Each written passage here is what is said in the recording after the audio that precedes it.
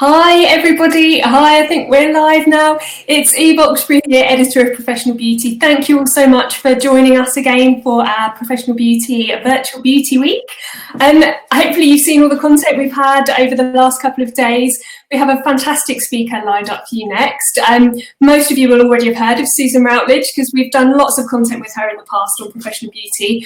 But for those of you who don't know, Susan Routledge is a business coach. She's a business turnaround expert, in fact, and also the owner of Finishing Touch Clinic in Concert, which she's run for more than 25 years now. So she's still very much in touch with what's needed to make a salon successful.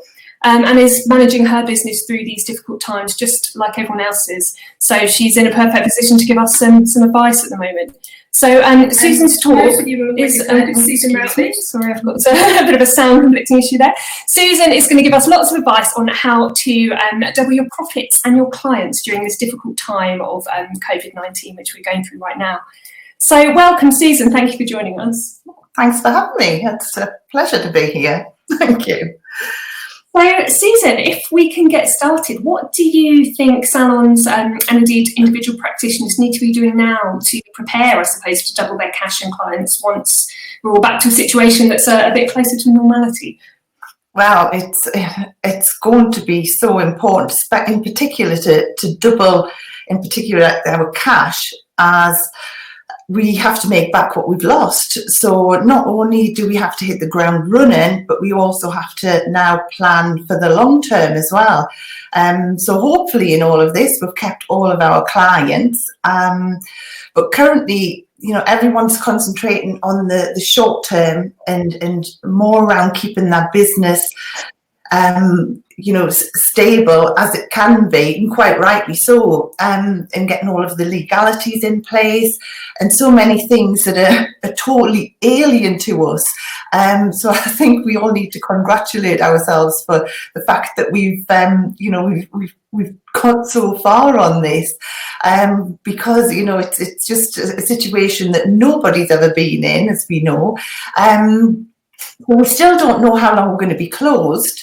But that shouldn't now stop us looking at the long term and planning for the rest of the year. In fact, it's the perfect time now, because never before, or probably ever again, will we have so much time dedicated to working out our long-term plan and working on our businesses. And that includes things like, our marketing for the long term, projected forecasts, and everything we need really to get on track. So I've done 10 tips, and so really that is the first one, is really making sure that you set aside time to start and look ahead with marketing, with planning, and to plan for at least the rest of 2020. I know there's a lot of marketing going on at the moment for, how to stay in touch with clients. But I think now we need to as well start to expand on that, because we don't know how long we're going to be closed, but we do know that we will be open as the year goes on. So I think it is now time as well to start looking at where we're going to get to in the future. And then, the second tip that I had is the importance of watching your self-talk and also looking at your long-term goals.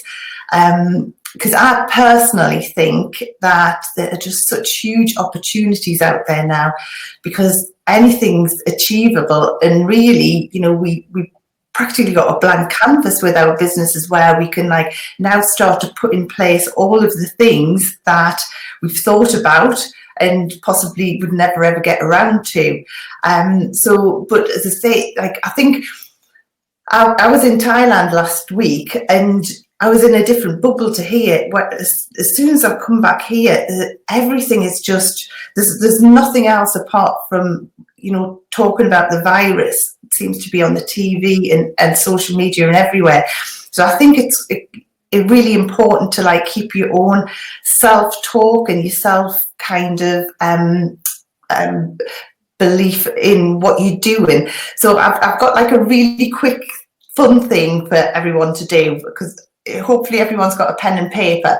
So if you write on your piece of paper, opportunities are, on one line, and then underneath in capitals, write NOWHERE,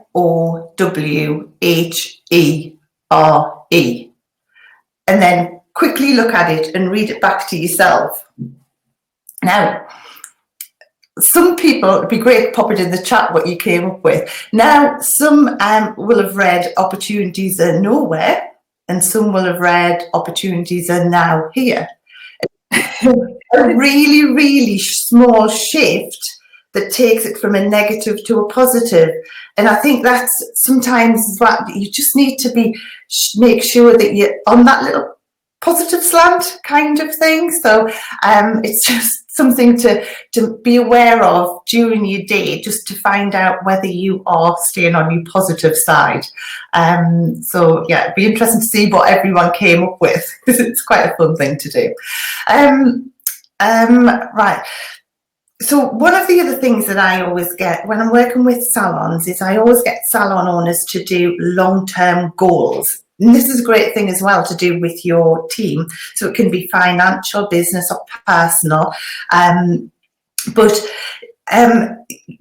really it's looking at a long-term goal. So if you looked at, say, the end of the year, you know, how much cash do you want to have in your business? How much, you know, do you want to have new equipment? What do you want your business to look like?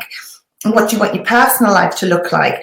So, you know, if you can have an image of what you want it to be like, rather than just looking at the now, then it's proven that it does work. So what I always get salon owners to do is to do a target, an achievable target, which is normally what they know they can do, and then do one where it's a target which is just pushing yourself out of your comfort zone a little bit, and then do an outrageous target where it seems a little bit like, oh my word, can I really do that?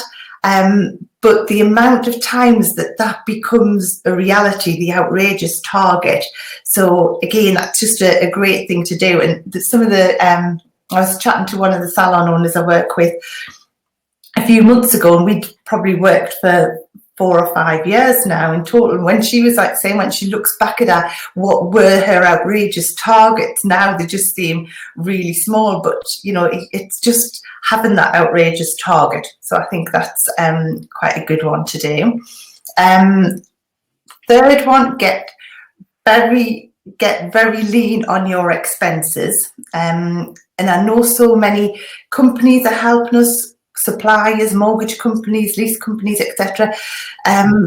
What I mean is to use the time that you have to make a list of every person or company you pay money to, and decide if you need it, and if not, then cancel it.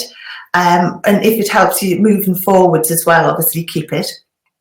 And then look at what you're left with. But then now you have got time to actually ring every supplier that you person that you pay.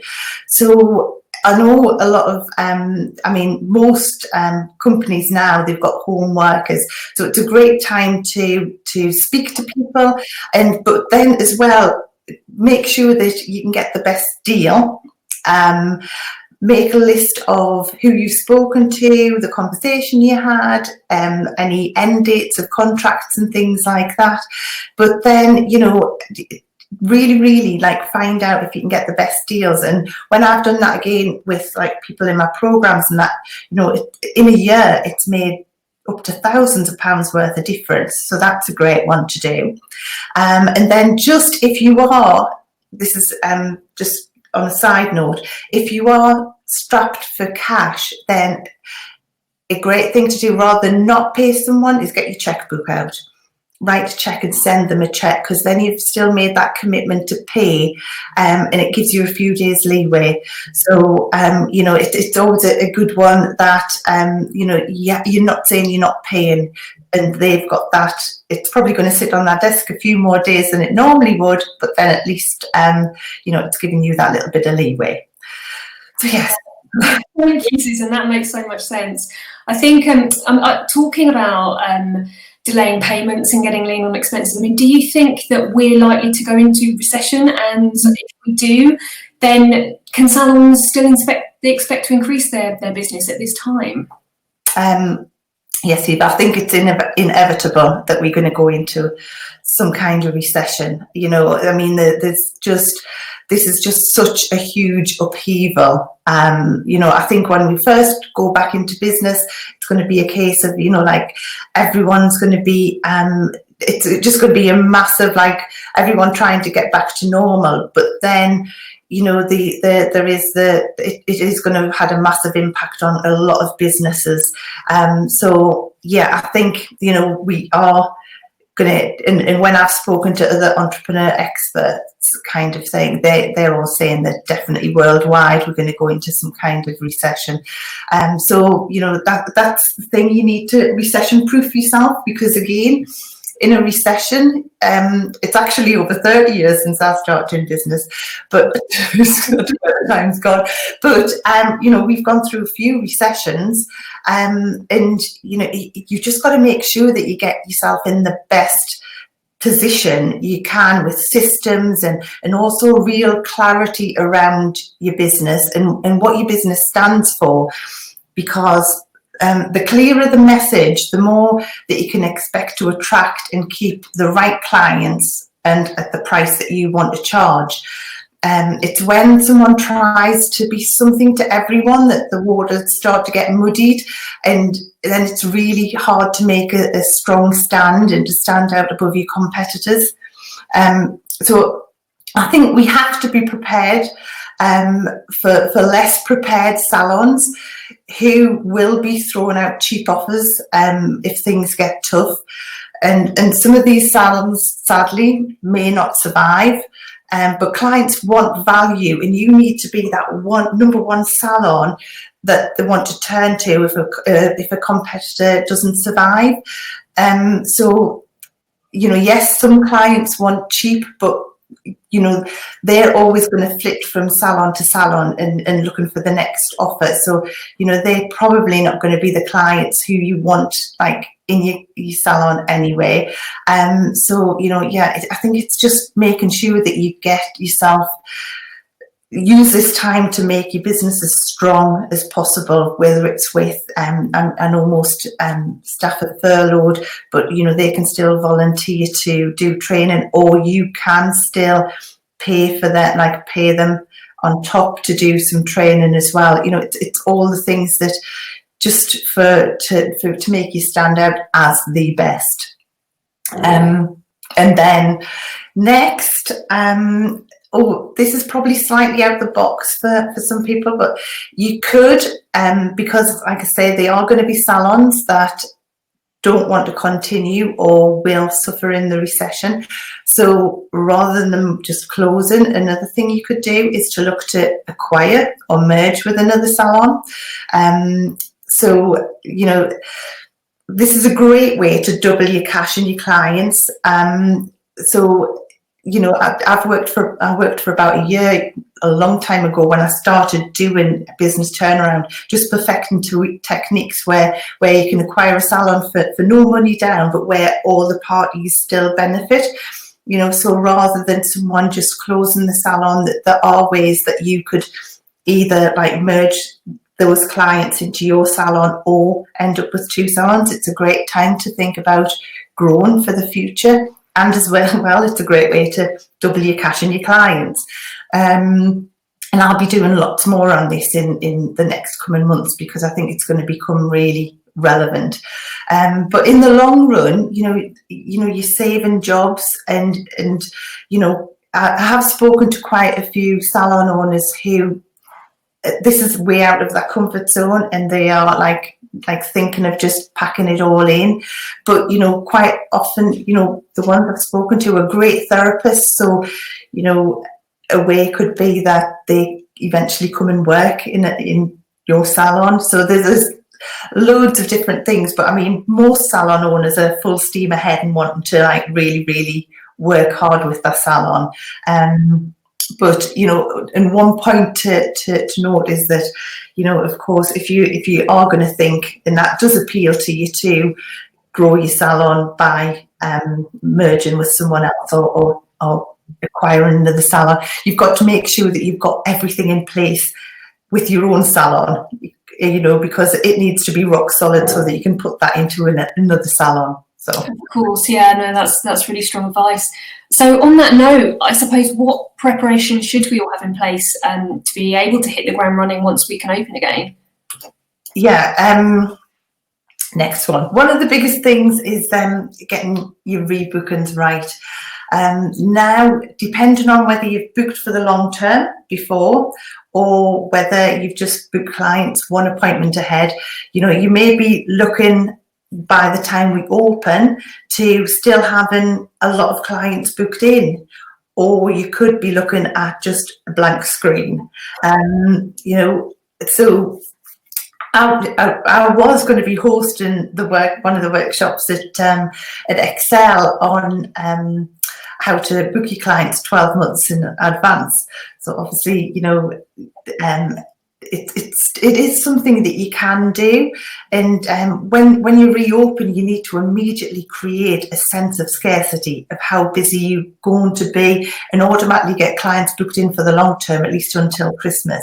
If you're just going to book clients one ahead, this is just such a prime opportunity to get clients when they're buzzing. Clients will be so overjoyed to be back.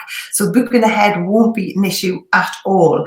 And look back into your client's history and get everything booked ahead prior to calling them, and then you can just say, right, what we've done, we've just taken we're booking you ahead up until Christmas, just so we know you've got you in, because it's everyone's wanting to be in with us and it's so busy, and clients love it, absolutely love it. But one thing, don't ask when the client wants, don't say, when would you like to book? Or don't let them say, or say to them, do you just want to give us a ring?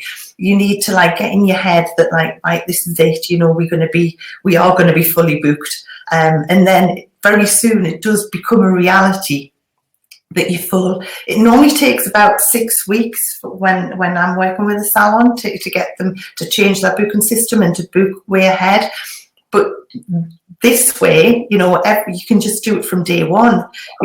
All the clients need rebooking really, or readjusting. So it's a perfect time to do it. And what you tend to find is clients respect their appointments then, they don't cancel. But I know a lot of people take deposits. So if you normally take deposits, then you'll perhaps have to work out a plan. But this way of running your business is definitely less stressful than looking in your book 6 weeks ahead and panicking, and that you haven't got clients booked in. And as well for your team, it's far nicer to look way ahead and see that you're fully booked. So this is just the perfect time to do it. We had have a boot camp every January in Durham, and they some of the PB team came this time, which was lovely, Mark and Eleanor and things. But we did something on rebooking, and we had Kat, who I think's on this call, who was a client who's in Chicago and now a great friend. Kat, she is now booked not until this June, until next June. So she's booked over a year ahead, so, and that's just, she's great at what she does, but the clients, she was saying now, because she's so booked, that if she can't make an appointment, the clients are actually selling their appointments to their friends. Wow, that's a situation to be in. That's pretty impressive. I think Kat's she's just done a webinar thing for, a blog for Forest, which is a great one as well. So Stephen as well, one of the guys who was at the boot camp, he started just before booking clients ahead. And then in January, he was saying that this Christmas coming, he was actually busier than Christmas just gone, so it does prove that it does really work. But a great book to read now, everyone's got time, or to get on Audibles, Oversubscribed by Daniel Priestley. That's a really good one to read. So yes, I'll just have a little drink of water.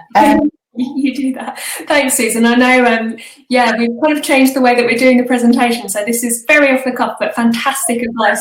It's really nice for people to know. I was going to do that. When I saw everyone was having problems with slides, we thought, right, we'll just do an interview. And people get to see our faces too. So I mean, what more could we want? 6. This is actually a great time to do a price increase, which you might think not. But you can also use it as a rebooking tool. So what you could do is, if you're a little bit unsure about just saying to clients, right, we booked you up until Christmas, what you could do is instigate like a price increase, but then say to all the clients that, right, you know, we're going to hold the price just for you as a regular client up until Christmas.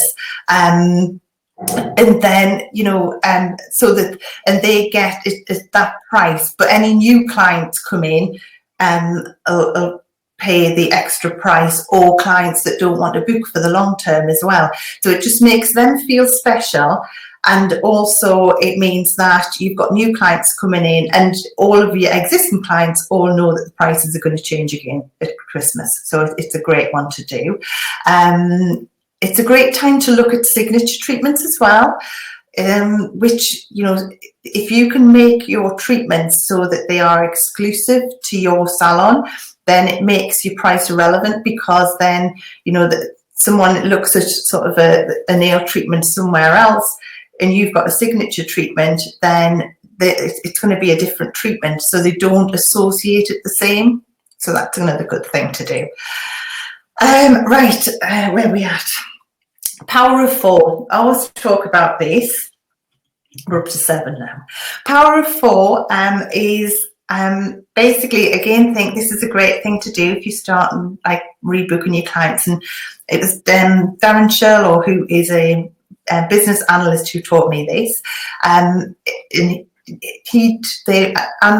analytics that they've done over many businesses show that, like, if you have a client who just comes for one treatment consistently, you've got 50% chance of keeping them loyal. Once you get them having 2 services, that goes up to 75%, 3 services 85%, and 4 95%. So it means that if someone's coming for facials and nails and a few other treatments, then if someone buys them a gift voucher to go somewhere else, they haven't got the embarrassment of coming back, kind of thing. But this is a great time.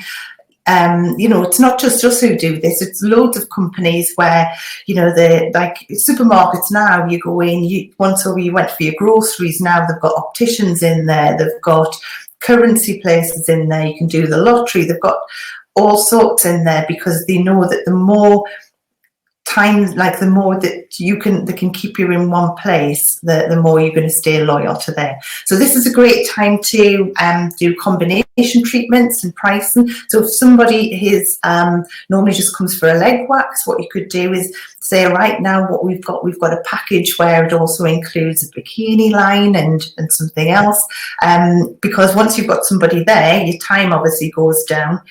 So it's a great way, once you're rebooking people, to book them in with like a package, where rather than just having one treatment. Sure. Yeah. 4. Where are we at now? 8. You were going to talk a bit about working with other businesses as well, because I think kind of making those connections is really important to everyone at the moment, sort of trying to reach out and get in touch with each other and just see how people can work together. Yeah. So are there any ways that you can kind of give tips on to partner with other businesses for events or for any other sorts of initiatives? Yeah, I mean, the thing is that you probably have to instigate it yourself, because what I've found when we've done anything like this, it's always been me that's been leading at the front. But you know the clients, like their favourite boutiques, their favourite restaurants, everything like that. So it's a great thing to work alongside them, whether you organise a comeback event, that would be a great one. You know, so that like all of like your local boutique, all of their customers come along, you have like food from a local restaurant and things, and just have it so, but you're benefiting from all of their clients and vice versa. So it's a great way to actually generate more clients, because as well, your clients will fall into a certain avatar. So, there will be, they will shop at the same places, not all of them, but you will find that like there'll be a main core of them. So you can pretty much work out which are the sort of businesses that partner well with your business. Or you could like have a card that you sell where someone gets benefits and they can take it to another shop and get benefits there too. So there's lots and lots of things around that. So there's that. Other thing is just skipping back, skincare and combination treatments. That's a great thing. Clients more than ever now will be realising that they've got all this time on their hands, and as well that they'll be missing that treatment. But as well, like that skincare becomes more important than ever now. So a great thing again when you're booking clients in is to like say that there's 8,760 hours in a year, so 12 facials. Really is only you're working with someone for 12 to 16 hours out of all of that. So they need skincare at home. So it's a great thing to like now possibly start and package it all together. So there's that. And then, the only other thing that I had was educate yourself, which obviously everyone's doing who's on this and on, these have been absolutely fantastic. And what I would say is like, surround yourself with inspirational people, because sometimes your family don't understand your business and now we're trapped with them 24/7. Yeah. It's been quiet at times. So I think we probably all understand your business. So I mean, all of these webinars and all of this, there's so much great information and so many people just leaning in to like offer things and I think that's just absolutely brilliant. So as I say, we stuck with them for a little while. Well, thank you so much for sharing. Thank you so much for sharing all your wisdom with us, Susan. It's really, really useful, and it's great to kind of keep in touch as well, and as you say, sort of get these tips out during this time when we need them more than ever. I know you've got an offer to talk to everyone about. Just before we go on to that, I wonder if we could just answer a couple of questions. I've got a few questions from people who are watching.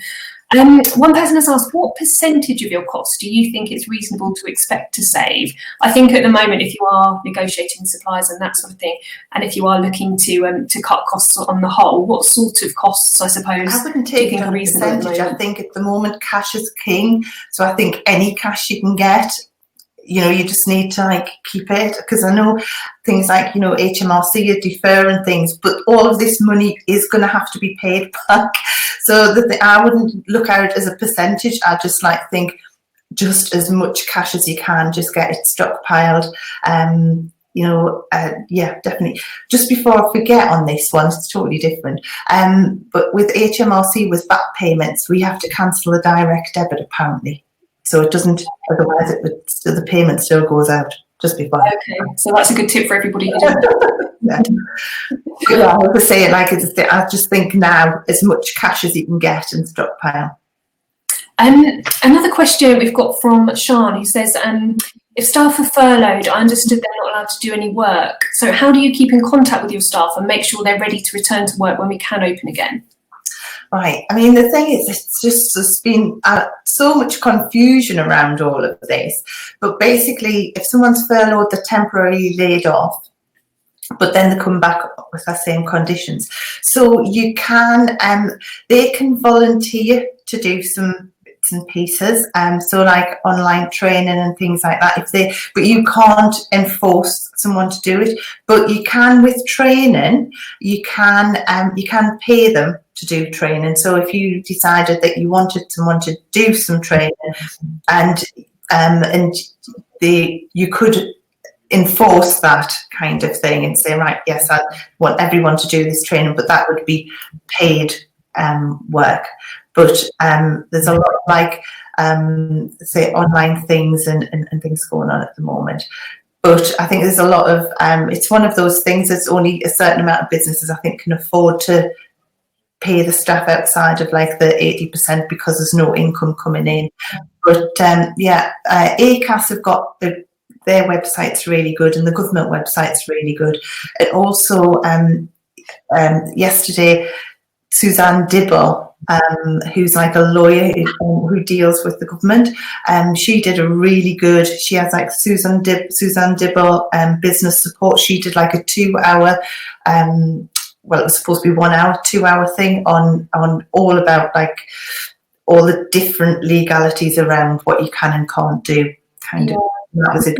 So yesterday I have a great webinar with the NHBF. Yeah, that was great. That was really good. Definitely, we've got all of these webinars on our YouTube page and on our website at the moment. So if people did miss that one, you can still catch that later. There's lots of advice in there too. Another question, Susan, for you. Who inspires you? People want to know. Inspiring everybody today, but who do you look to for inspiration? I look for inspiration to people like who have the book I mentioned, people like Daniel Priestley, and people like mentors that I've worked with. I always think you do need to have a mentor. So, I've always got someone. I think you've always got to have someone who's like a higher level to you kind of thing, and surround yourself, like I say, with inspirational people who are similar. But so I have business mentors as well.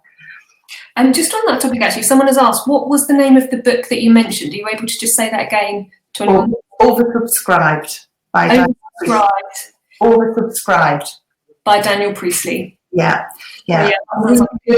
It's all about how to oversubscribe your business, but it gives it just gives lots and lots of examples. It's a really good book. Excellent. We all need a good read at the moment. One other question.